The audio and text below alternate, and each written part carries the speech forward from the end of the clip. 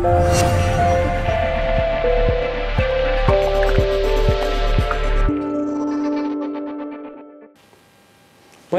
el hecho es que desde el mundo espiritual, en la influencia de los desencarnados a los encarnados, puede haber influencias altamente positivas. La que tiene un poeta en su mejor momento de inspiración, la que tiene un escritor, que todo escritor confiesa que la musa le llega, y hay momentos en que tiene lo que se llama el bloqueo, que no le permite escribir nada. Hay momentos de inspiración donde está lo propio y está lo recibido. Hay momentos en que una persona, cualquiera que sea, una madre, un padre, una persona en la vida cotidiana, en cualquier situación de su vida, puede sentir que percibe algo adicional y lo siente como, y lo dice en estas palabras, como que recibe unos fluidos benéficos.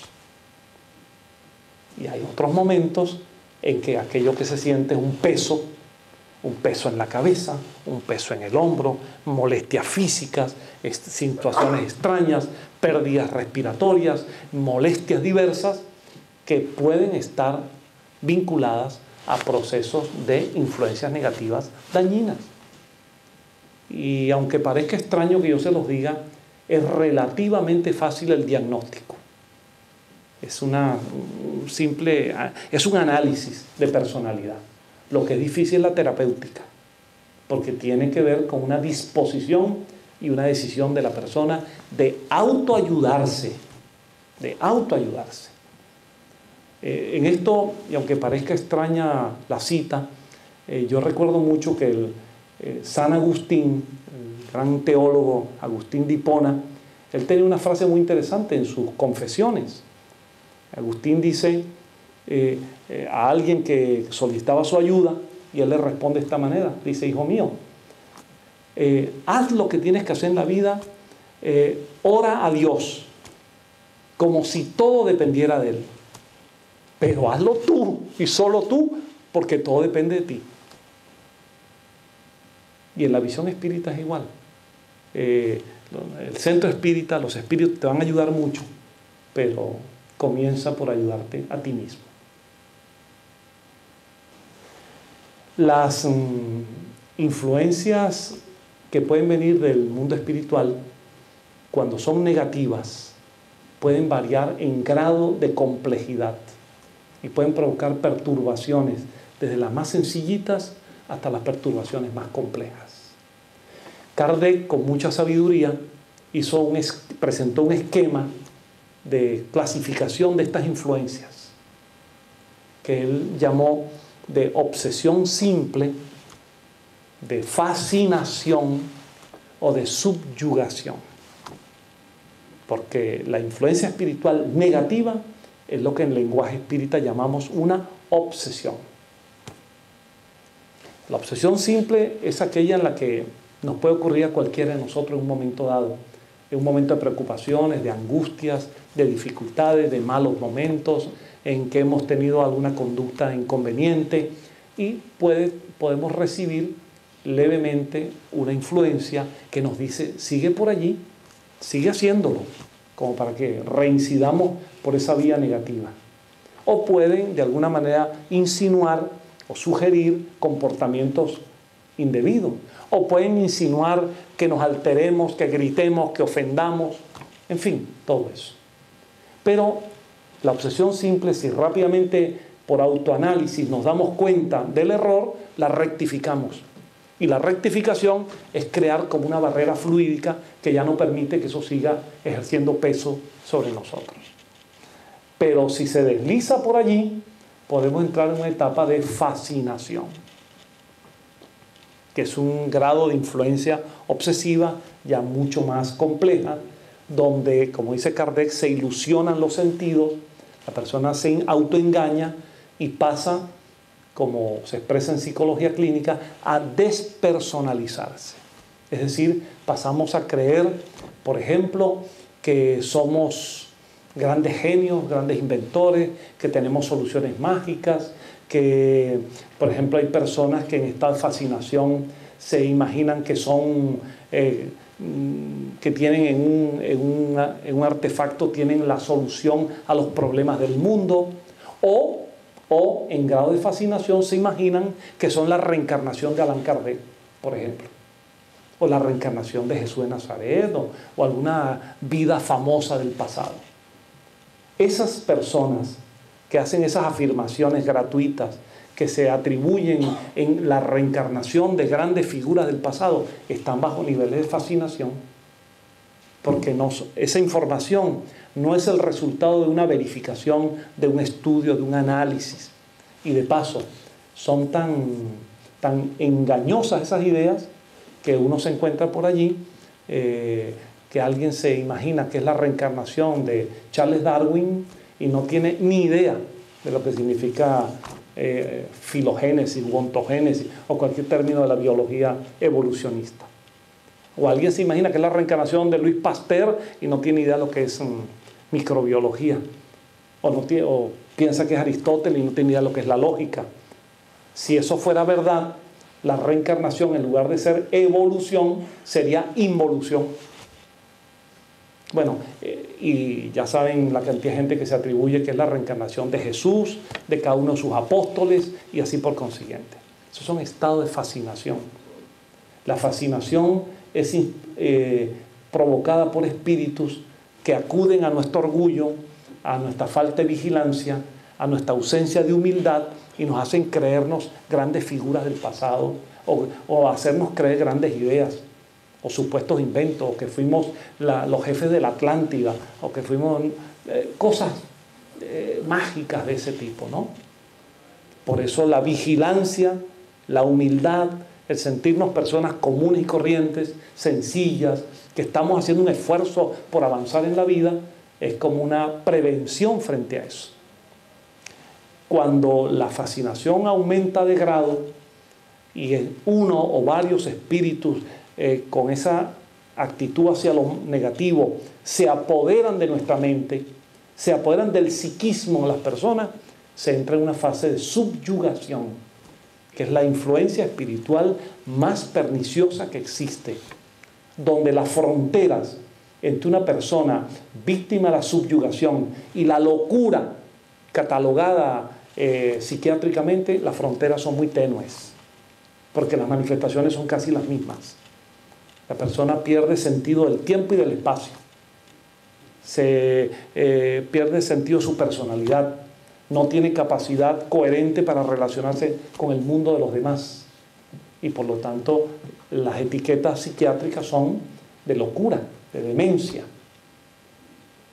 Este esquema de Kardec lo hemos examinado muchas veces desde el punto de vista clínico.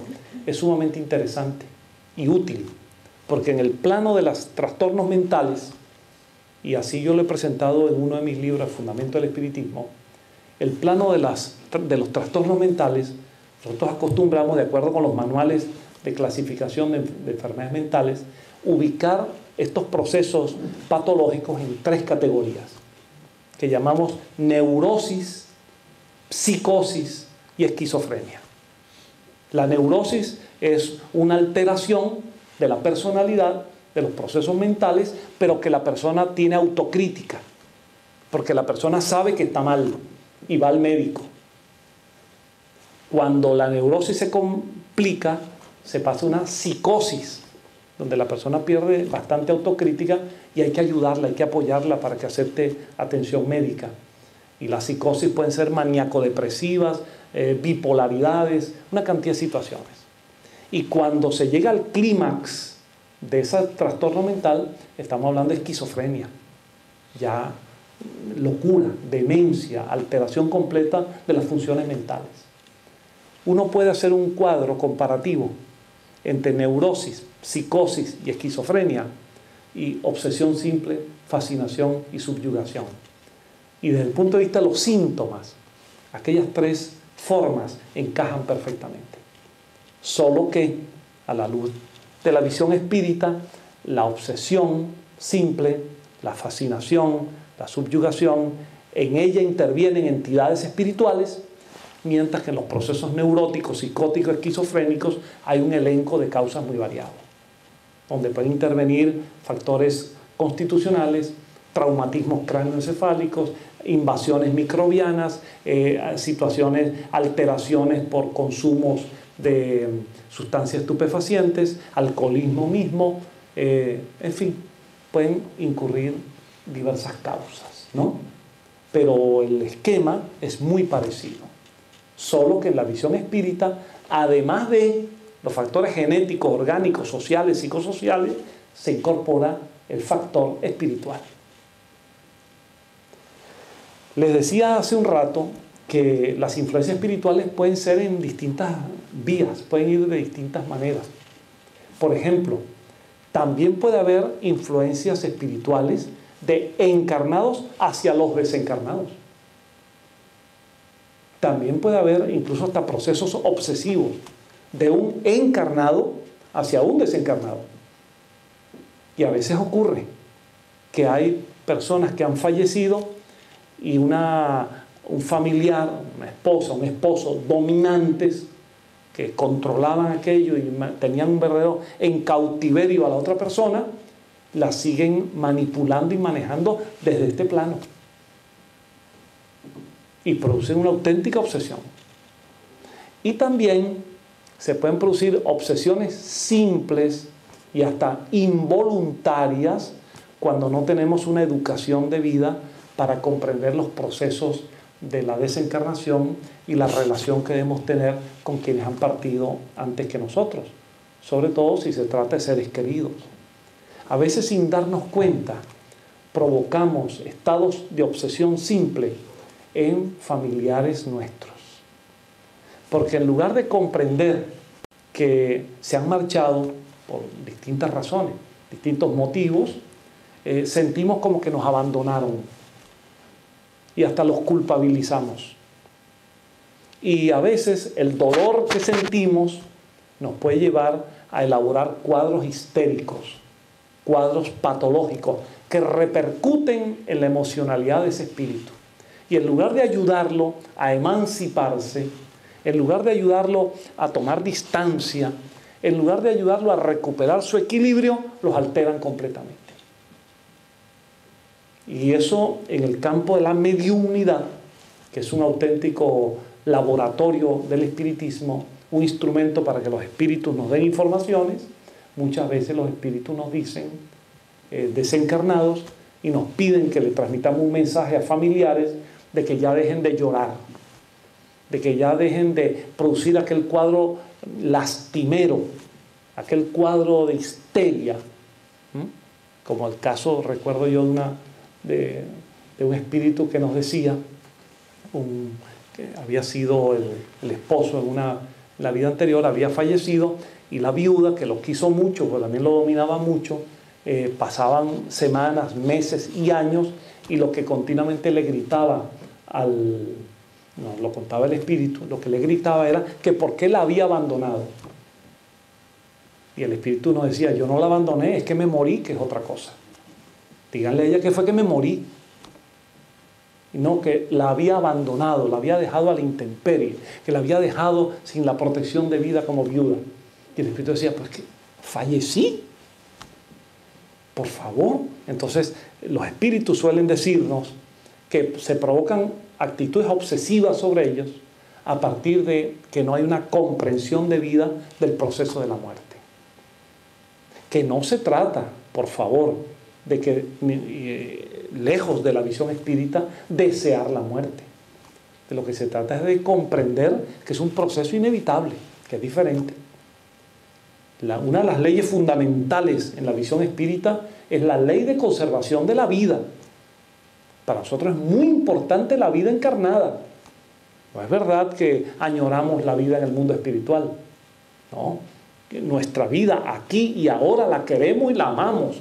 Y tenemos que cuidar nuestro cuerpo y tenemos que ir al médico y tratar de evitar aquellas conductas desordenadas en la alimentación y en lo que sea que nos alejan de una vida saludable. La visión espírita es que amemos la vida, pero que comprendamos que alguna vez terminará esta existencia para dar paso a un proceso espiritual y alguna vez para volver por acá de visita otra vez.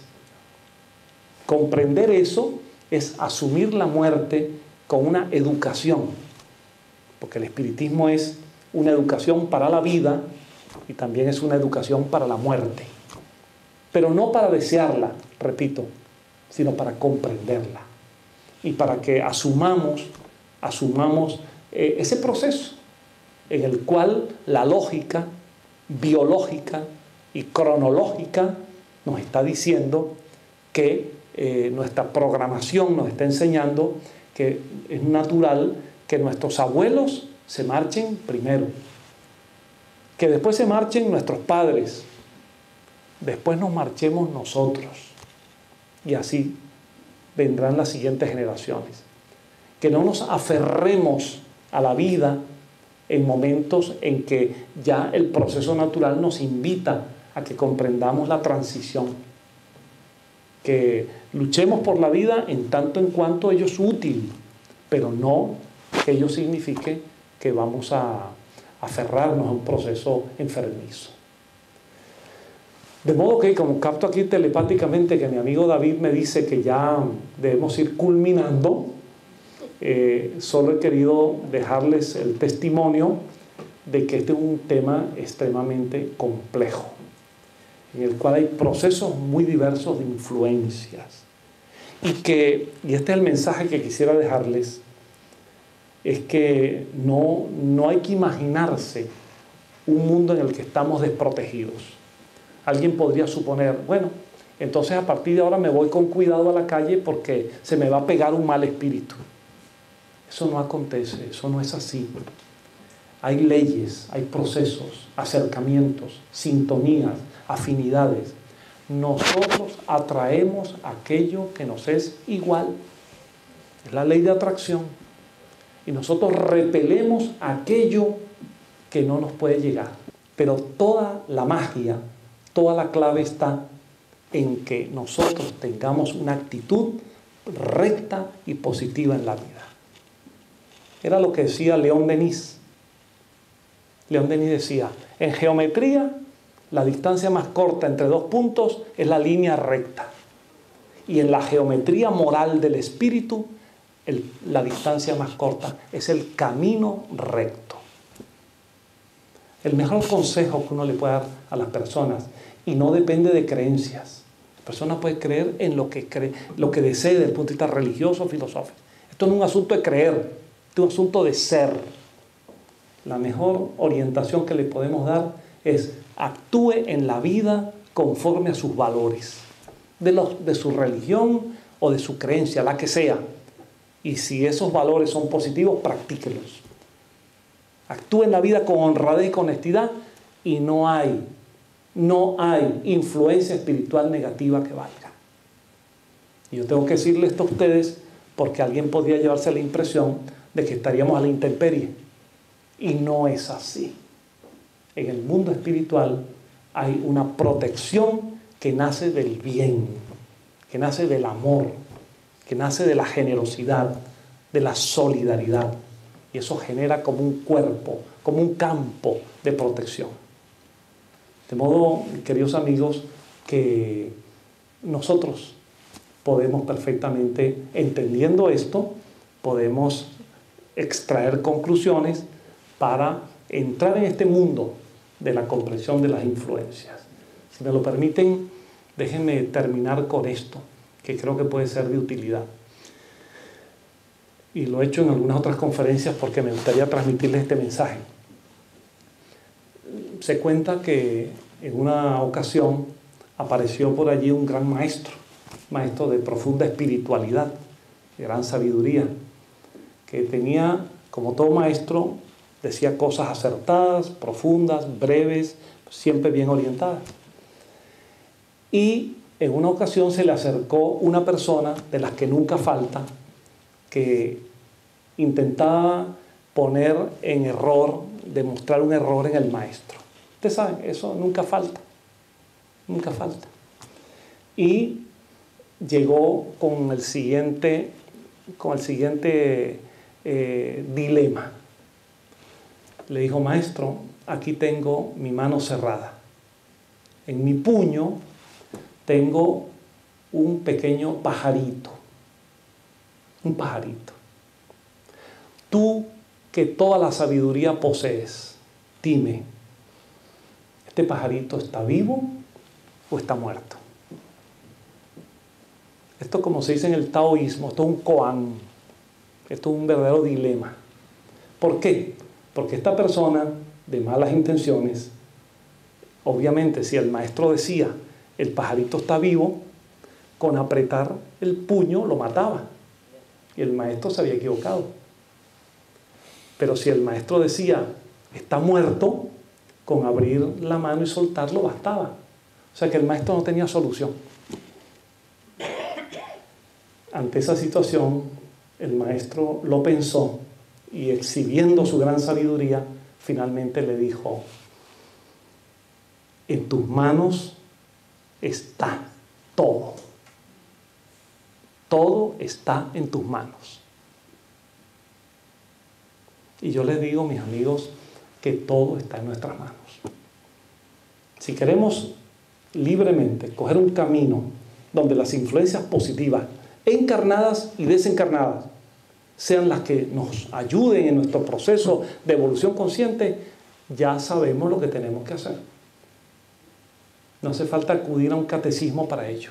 Sabemos cuáles son los valores laicos de lo positivo, de lo noble, del amor, de la generosidad, de la libertad, de la igualdad, de la fraternidad, de la justicia, de la equidad, de todo eso. Pero si libremente escogemos el camino de la envidia, el egoísmo, la ruindad, lo negativo, trepar por encima de los hombros de los demás, el engaño, pues es nuestra opción. Y ahí vamos a recoger lo que sembremos. Porque sembrar es libre, pero una vez que sembramos, recogemos lo que hayamos sembrado. Ahí está la situación entre la libertad y el determinismo. ¿Estamos determinados a ser como somos? No, tenemos gran libertad, pero una vez que libremente tomamos una decisión, vamos a recoger lo que hayamos sembrado. Entonces yo les invito a que libre y conscientemente escojamos el camino de lo positivo, que cada uno sabe cómo hacer, cada uno lo adapta a su manera, pero el camino de lo bueno, de lo verdadero, de lo bello, y vamos a ser gratificados y recompensados con influencias espirituales altamente positivas, y nosotros a nuestra vez vamos a ejercer una influencia positiva en todos los demás. Les agradezco mucho la atención.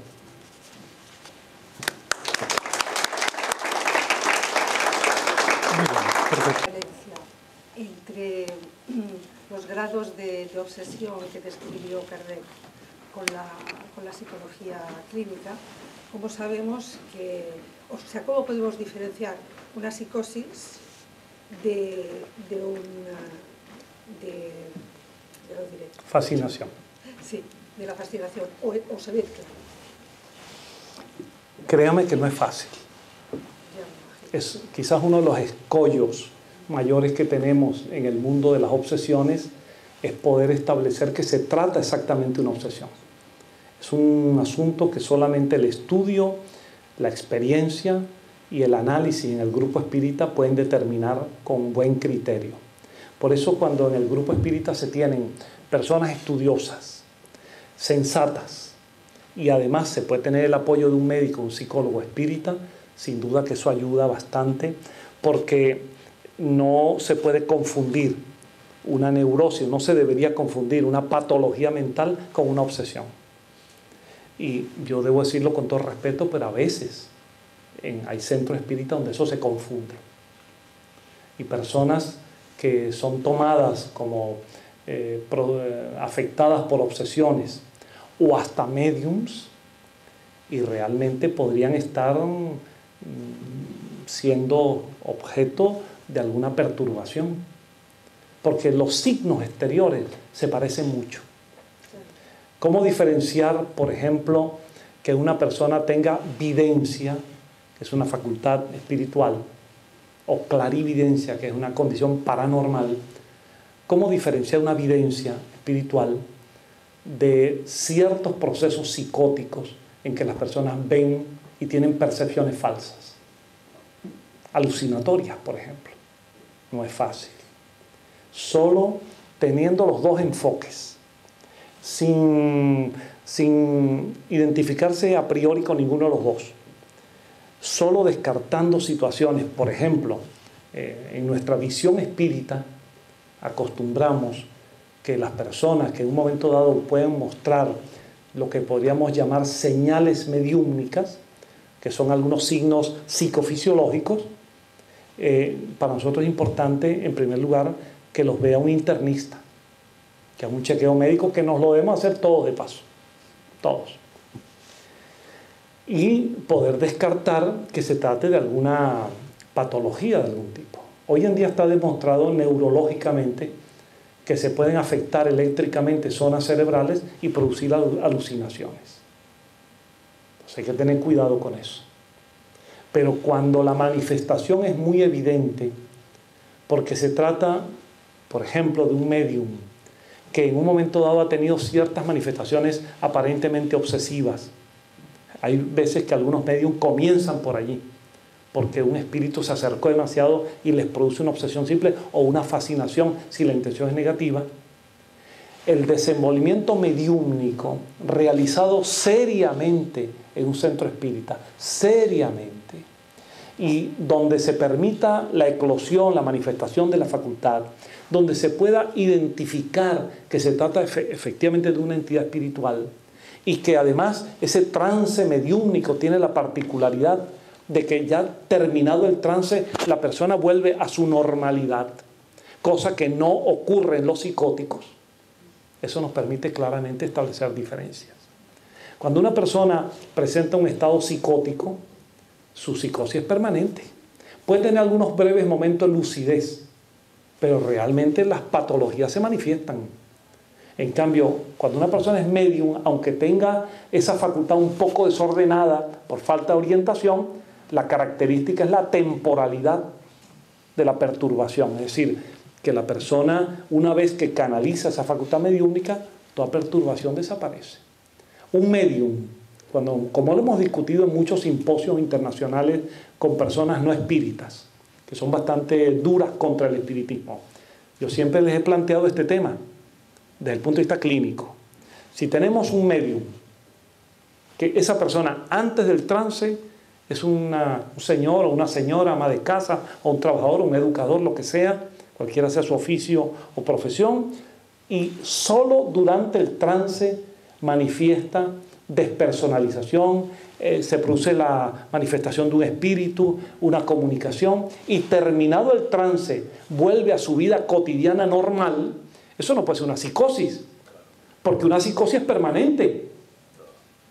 De modo que hay unos parámetros para diferenciar lo que es una patología mental de un proceso mediúmnico, y dentro de los procesos mediúmnicos si pudiera haber obsesiones. De manera que se trata de estudio, observación y cero credulidad y cero fanatismo. Cuando el espiritismo es tomado en las instituciones como una especie de fe para compensar la fe que se dejó, también vienen los dogmas y las creencias.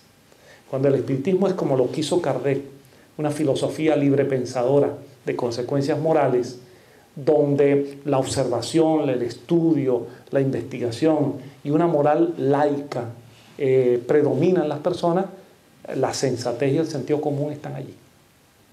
¿Y qué pasa con los clarividentes que ven continuamente?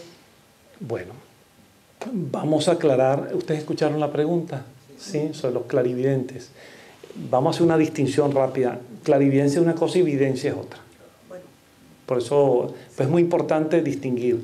La evidencia entra en el terreno mediúmnico, porque el vidente ve espíritus o escenas del mundo espiritual. El clarividente no. El clarividente es un sujeto que entra en un estado alterado de conciencia y lo que ve a distancia, en el mismo momento, pero a distancia, son objetos del mundo material. Por ejemplo, si una persona aquí en Barcelona ve que allí en la plaza de Cataluña, al terminar las Ramblas, está ocurriendo un siniestro, un accidente automovilístico, para poner este ejemplo, y lo está mirando porque tiene ese flash, esa escena, y está ocurriendo en este momento, eso es clarividencia. Eso no tiene que ver con el mundo espiritual. Entonces, videncia. Entonces, cuando se trata de evidencia, ¿cuál es la pregunta?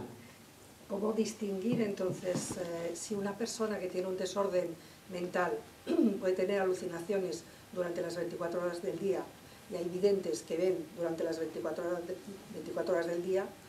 Ahí Sí. se complica un poco el asunto, ¿no? No, se puede complicar, pero no tanto. Le voy a decir por qué.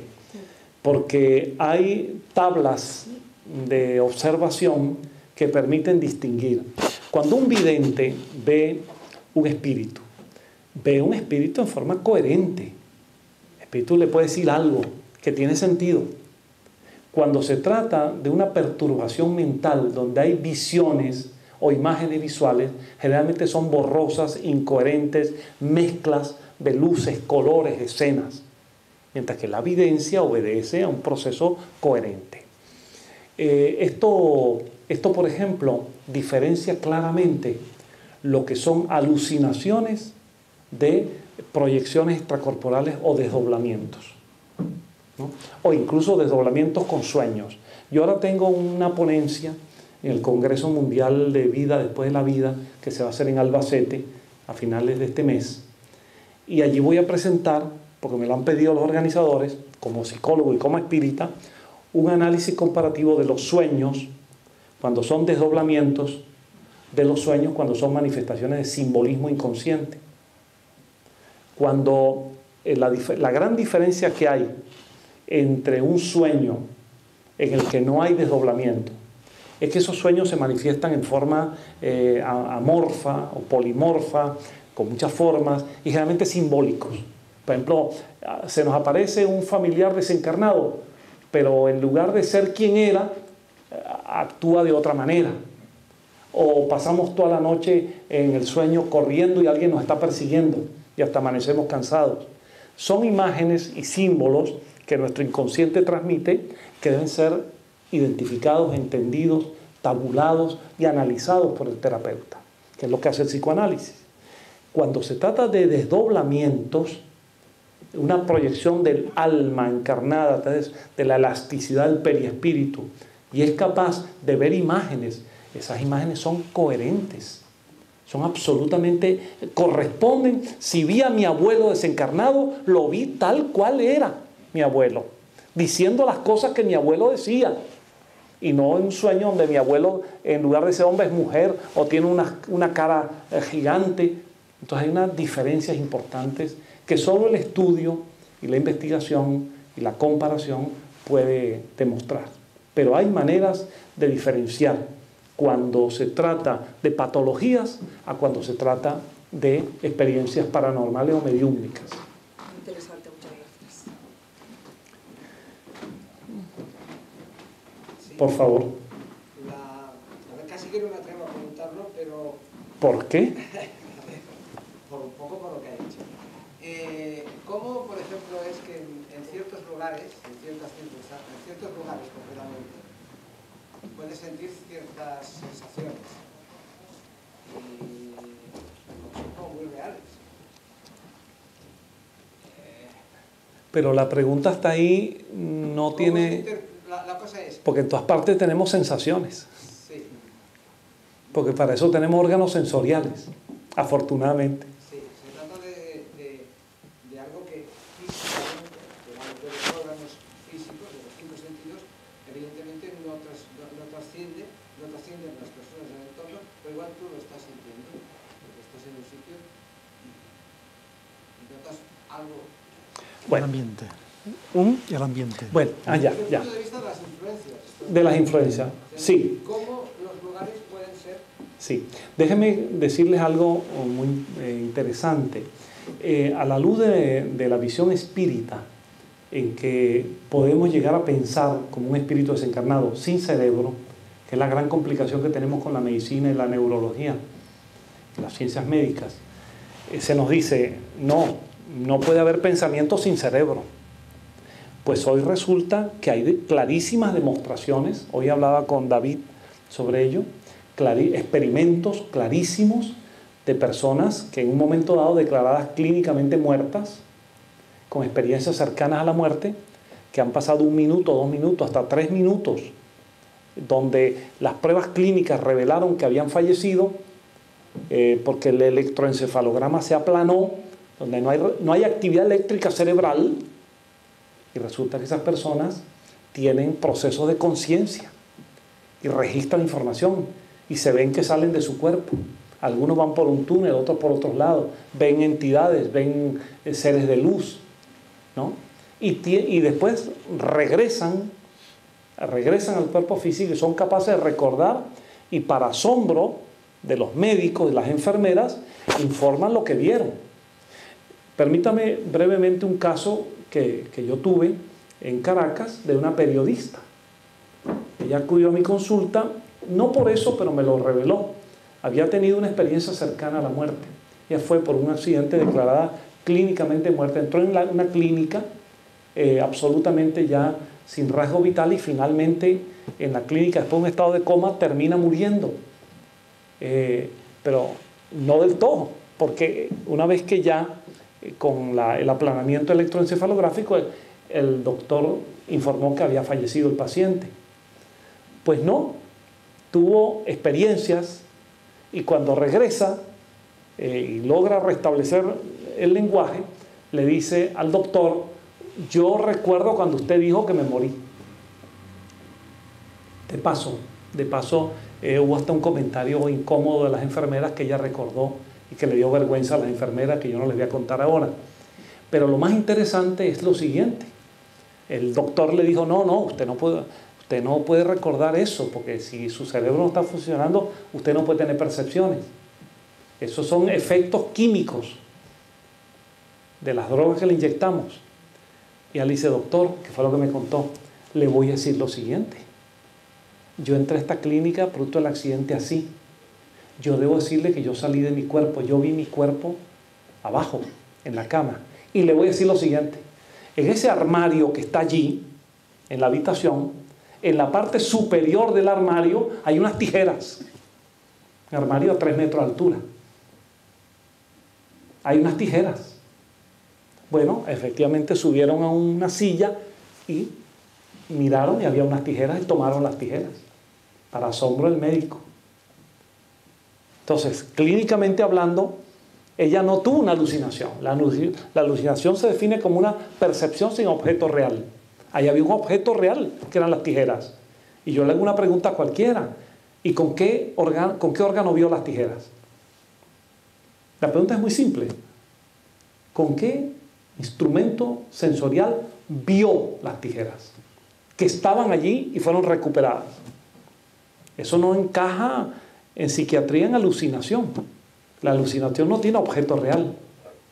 No encaja en neurología, porque con qué instrumentos vio y codificó la información si no había cerebro vigente.